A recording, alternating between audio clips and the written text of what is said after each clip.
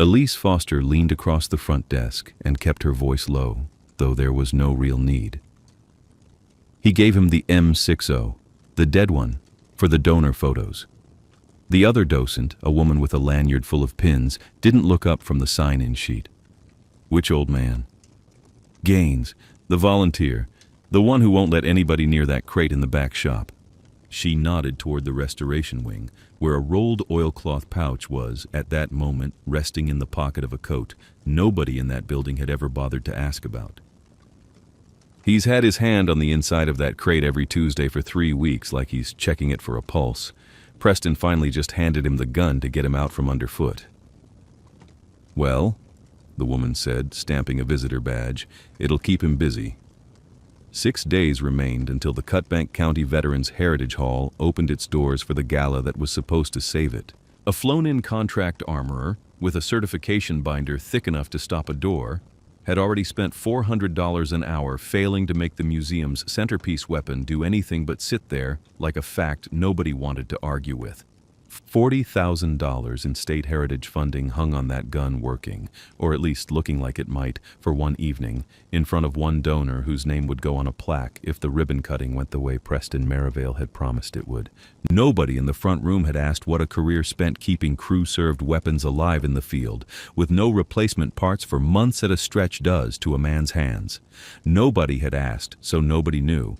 That was, in its way, the whole story already. 6 days early and unrecognized, standing in a hallway holding a stripped and seized-up machine gun like it was a joke someone was still finishing. If you know someone who spent a career fixing what everyone else called unfixable, you already know how this ends before it starts. Marion Gaines set the weapon down on the workbench the way another man might set down something borrowed and precious, which was, in fact, exactly what it was. He did it in a fixed order, the same order every time. Barrel first, resting on its own weight, then the receiver, squared to the table edge, then his tool bag, unzipped only after both hands were free. His shoulder would not lift past the height of his own chest, hadn't in 9 years, so he turned his whole body to reach across the bench rather than force the joint, a rotation so practiced it looked less like compensation than choreography. He wore a barn coat gone the color of standing water, buttoned over a collared shirt closed to the throat, both garments at least 3 decades out of any fashion, and both brushed clean that morning, the way a man brushes a coat he intends to be seen in without being noticed. In the left pocket of that coat, worn soft at the fold from being carried and never used for anything else, was a rolled oilcloth pouch.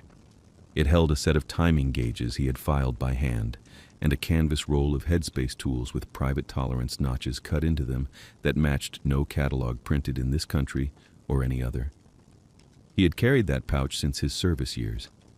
He had not, in 3 weeks of Tuesdays, let a single other person touch the donation crate the museum staff assumed was empty packing material, the one the seized M60 had come out of. When young Rowan Waddle had offered cheerfully to help him move it off the shelf for cleaning, Marion had said only, "I've got it," and lifted it himself, wrong shoulder and all, rather than let another hand go into it first. He would be home again by 5 that evening, regardless of what the gun did or didn't do, because at 5 the light in Cutbank County still had enough gold left in it to work by, and there was a garden bed behind his house that did not know or care what year it was. He had planted it the last spring Twyla was alive, on her schedule, in her rows, and 11 years on he still turned that soil the second week of the month because that was the week she had always turned it, staking the tomatoes an inch further from the fence than looked sensible because she had insisted on that inch and been right about it, as she generally was. It was not grief exactly the way he did it. It was closer to keeping an appointment nobody else remembered was standing. He looked at the M60 the way he looked at that crate, not with curiosity, but with the specific attention of a man checking a thing against a memory he was in no hurry to share. Preston Merivale was, whatever else could later be said of him, good at his job in the way that mattered most that morning, which was keeping 4 donors and a folded gala timeline moving in the same direction without anyone noticing the strain of it. He'd walked the group through the depot's converted freight bay with the timing of a man who had rehearsed the tour without ever letting it sound rehearsed, steering a question about the roof trusses into a story about the building's rail spur history, catching a spilled coffee before it reached a display case, all while a laminated run sheet stayed clipped inside the folder under his arm like a hand of cards he wasn't ready to show. Optically, he'd said to the caterer 20 minutes earlier, not unkindly, "We can't have the folding tables visible from the ribbon line," and the tables had vanished inside of 10 minutes. Whatever Preston Merivale was, he was not a man who let a room drift. The contract armorer was a different kind of good. He'd flown in 2 days prior with a binder of certifications and a printed run sheet of his own, color-coded, and he had spent $600 of the museum's money confirming, with real expertise, that the M60's bolt timing was catastrophically out, and that the barrel extension showed wear consistent with a part Colt hadn't manufactured since the mid-1980s. He said all of this to the donor party with total confidence, tapping the receiver with one gloved finger for emphasis. "Without that extension," he said, "this gun is a static display. I'd stake my name on it. There is no bringing this back without a part that does not exist anymore." The lead donor, a retired judge named Foster's uncle by marriage, and the reason the fundraiser existed at all, looked visibly disappointed, the kind of disappointment that has money attached to it. Preston felt the room's temperature start to drop and did what he did best. He found the pressure valve. "Well?" he said, gesturing with the folder toward the stooped man in the barn coat standing quietly by the bench. "We'll let Marion here take a crack at it. Keeps him out of everybody's hair for the afternoon, and if nothing else, it'll make for a good photo. Dedicated volunteer, never gives up, that kind of thing." A ripple of polite laughter went through the donor party. Marion did not join it. He also did not flinch. "It'll keep him busy," Preston added, and that was the line, delivered exactly as it had been delivered once already that morning in a hallway to a docent who hadn't known its full weight, except now it landed in front of the gun itself, in front of the man whose hands had kept weapons like it alive in places where $400 an hour and a certification binder would have gotten a man killed. Marion set his tool bag down in its fixed order and said nothing at all. He said almost nothing for the better part of an hour, which unsettled Preston more than an argument would have. When Preston, half out of habit and half to save face in front of the lingering donor, asked whether Marion intended to actually attempt anything or just admire the thing, Marion answered without looking up from the receiver. "Extension's not your problem," he said. "Your problem's the gas cylinder key seating short. Somebody swapped it once and never checked the fit." It was 11 words, delivered flat, and it corrected $600 of expert opinion without raising its voice. Preston blinked. The certified armorer said, "He's not wrong about the extension being worn," Marion said. "He's wrong about it mattering yet." Then he went quiet again, and the quiet had a different weight to it than before. Rowan Waddle, 2 years into the job, and still the only person on staff who read the unit histories for pleasure rather than obligation, had drifted closer under the excuse of restocking a supply drawer. She watched Marion's hands go over the receiver a second time, and then a third, not searching, not testing, tracing. The way a man might trace the spine of a book he has read so many times, his fingers know the next page before his eyes reach it. His fingers stopped at a specific machined edge each pass, at the exact same point, with the exact same pressure, and she understood with a small, uneasy jolt that this was not a man getting familiar with a stranger's gun. One of the setup crew, hauling a folding riser past the bench, muttered to a co-worker just loud enough to carry, "They're really letting Grandpa play with the museum gun. Somebody get the insurance forms ready." A few feet away, the caterer's assistant snorted. Marion's jaw didn't tighten. His hands didn't pause. He simply kept working, in the same unhurried order he'd set his tools down in. And something about the total absence of reaction made the joke die faster than an angry word would have. Preston, watching this from the doorway with the folder still under his arm, felt the first thread of unease he couldn't yet name. He told himself it was the timeline. 6 days out, a keynote donor already wobbling, and now an armorer's professional judgment being quietly, casually undercut by a volunteer in a coat older than the museum's founding grant. "Just don't take the receiver apart any further than you have to," he said, aiming for authority and landing somewhere closer to a request. "If it doesn't fire on schedule, that's not on you. Nobody's going to think less of you for trying." "Wasn't worried about that," Marion said. It was the second gatekeeping challenge of the day, and the second time he had answered it in under 10 words, and Rowan, watching, began to suspect the shortness wasn't the deficit everyone assumed it was. By 2:30, the small dismissals had layered into something almost comic in their persistence. A badge checker asking twice whether Marion was cleared to be back near the bench, someone offering, with careful cheerfulness, to fetch him a chair as though standing were the hard part of what he was doing. He accepted the chair. He did not sit in it. He set his coffee on it instead and kept working, and the small crowd that had begun gathering by the door mistook his silence for confusion for a good 10 minutes. Before anyone noticed, he had not asked a single question of the manual sitting untouched on the shelf beside him.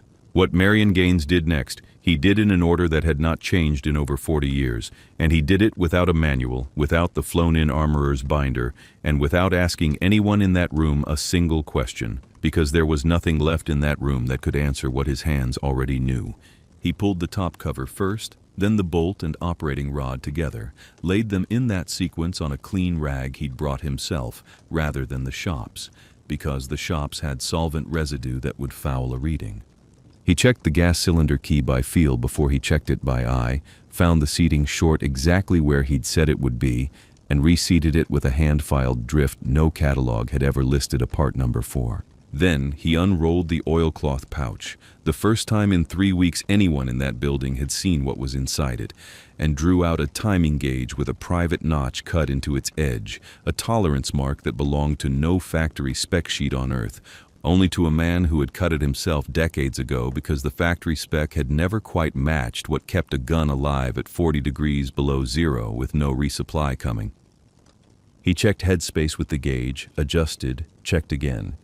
He checked the timing with a second tool, adjusted the sear engagement by a margin so small Rowan couldn't see it happen, and only knew it had happened because Marion's hand stopped moving afterward. He reassembled in the reverse of how he'd taken it apart, every step mirrored, nothing rushed and nothing skipped, until the top cover closed with a sound that seemed, in that quiet shop, unreasonably loud. The contract armorer had wandered back in halfway through, drawn by the stillness of the small crowd rather than any word spoken, and he stood now with his binder held slightly away from his body, as though it had stopped being useful and he hadn't yet found somewhere to put it down.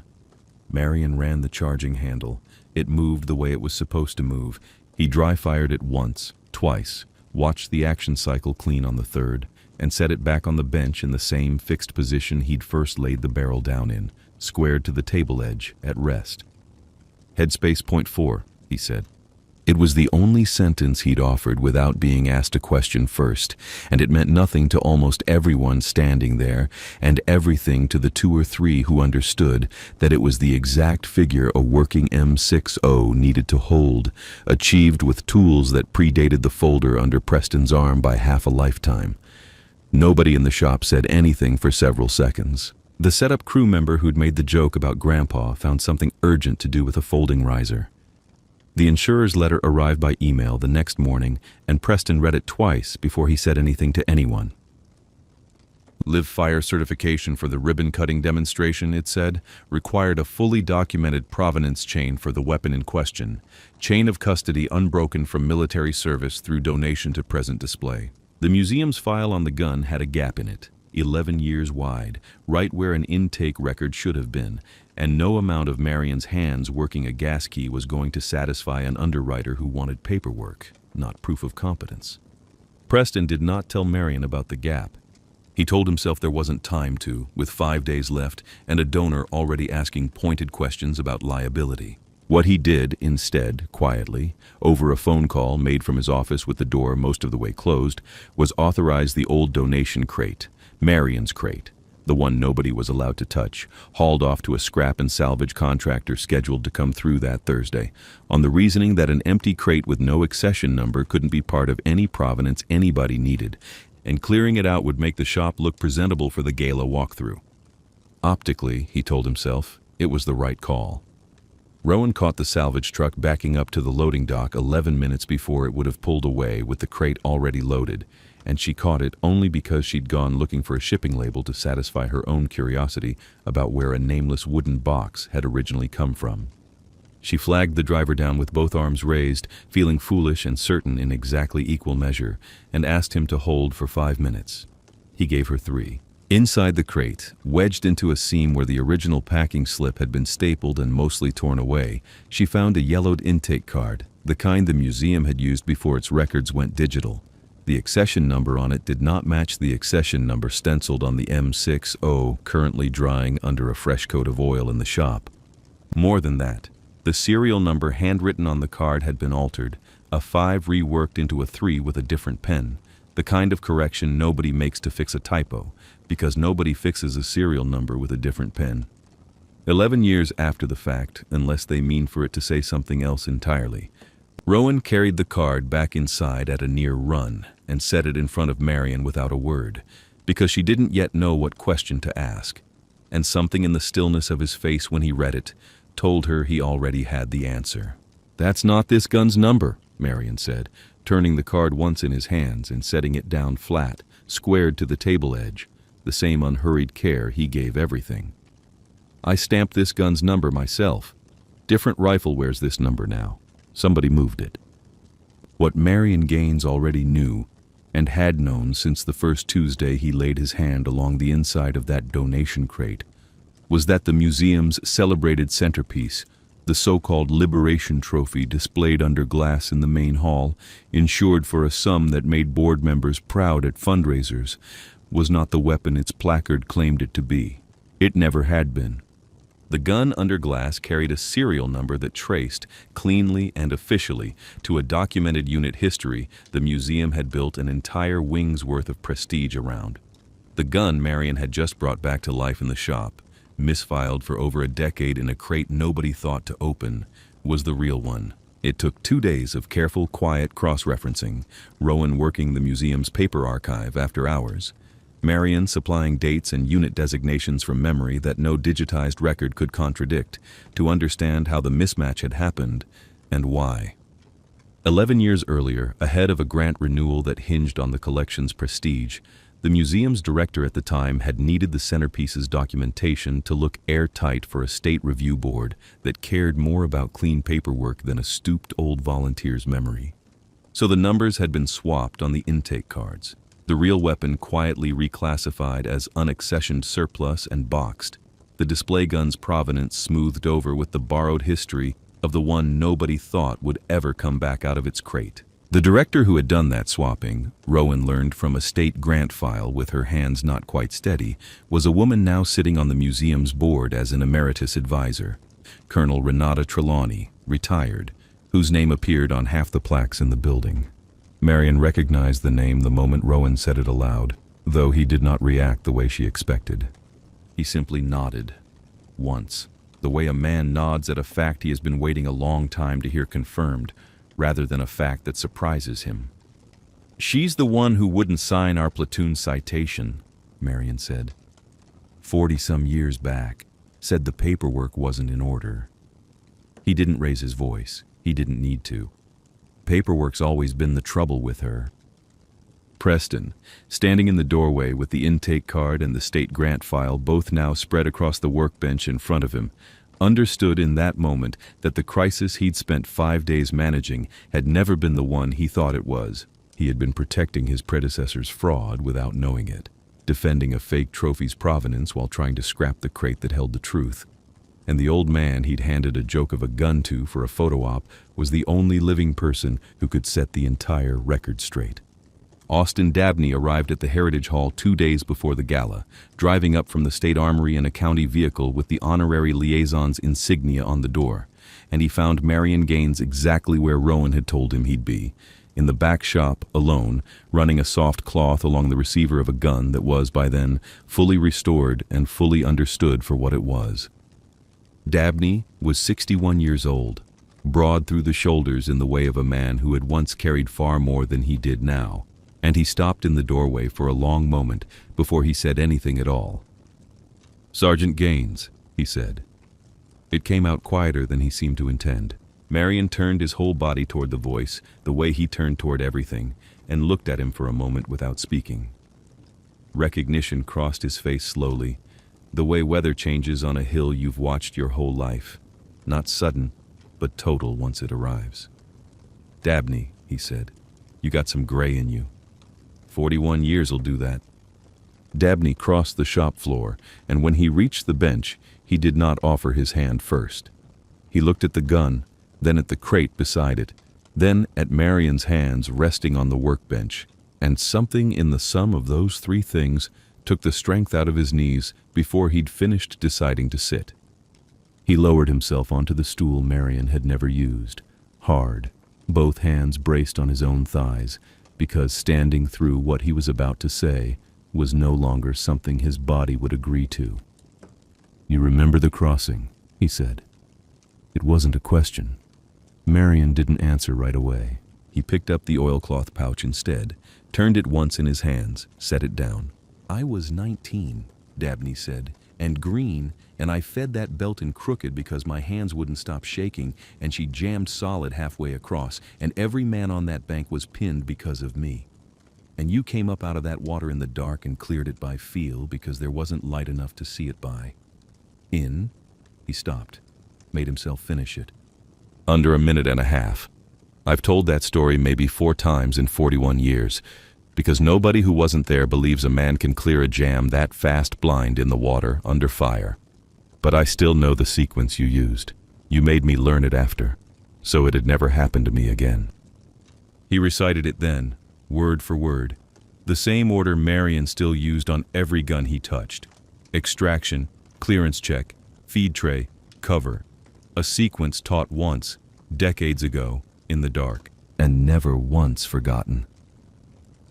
"You want to know how I know it's real? That's how. I still say it in my sleep some nights." Marion let that sit a moment before he spoke, and when he did, his voice carried none of the weight Dabney's had. "You'd have cleared it yourself in another minute," he said. "I just got there first." It was, for him, close to the maximum 3 sentences the moment allowed, and he did not spend a fourth on it. "That's not why I sat down, Marion." Dabney's voice had gone rougher. "I sat down because I've spent 41 years carrying what I owed you and never had anywhere to put it down. And now I find out the Army's own museums had your real gun boxed up as trash while it bragged on a fake, and nobody thought to ask the one man who'd know the difference." Marion looked at the M60 a long moment, and then at the crate, and something in his face settled rather than lifted, as though a weight long carried had finally found the shelf built to hold it. "I wasn't fixing a gun," he said, quiet, mostly to himself. "I was finishing a job I started for men who never got to see it done." He did not explain further. He didn't need to. Dabney's face said he already understood exactly which men and exactly which job. "What do you want out of this?" Dabney asked. "Say it. I've got the standing to get you anything the state's got to give." Marion was quiet again, longer this time. When he spoke, it was not for himself. "Get the platoon's names on it," he said. "Not mine special. All of them. That citation she wouldn't sign. Get it signed, however late it comes. The gun can wear a plaque. The men ought to." The gala went forward 6 days after it had first been threatened, and the State Accreditation Board's letter, delivered that same week, corrected the record in language as dry and final as the fraud it undid. The weapon on display in the Cutbank County Veterans Heritage Hall's main gallery would be relabeled, its true accession history restored, its serial number matched at last to the unit history it had always actually belonged to. Colonel Renata Trelawney resigned her emeritus position before the board could vote on it, which everyone in the room understood as the closest thing to an admission she intended to make. Preston Merivale stood at the ribbon line that evening in a suit that fit him considerably better than his old certainty had, and when the ceremony ended and the donors had gone home satisfied, he did not delegate what came next to anyone on his staff. He sat down himself, past midnight, at the archive desk Rowan usually worked, and refiled the intake documentation by hand, card by card, correcting a decade of small, quiet lies, one accession number at a time, because it was, he had finally understood, the only kind of apology that would actually hold. The real weapon went into a new case built to the same specifications as the old one, but smaller in one particular. Room enough this time for a plaque beside it bearing not one name, but a full platoon's worth. Cast in brass, the citation finally signed 41 years late by a general who had never met any of them, but had read the file twice before picking up the pen. Marion stood at the edge of the room while it was hung and did not go closer to read it. He already knew what it said. Some records only get corrected because one man refused to let a hard job stay unfinished. Say who that man was for you.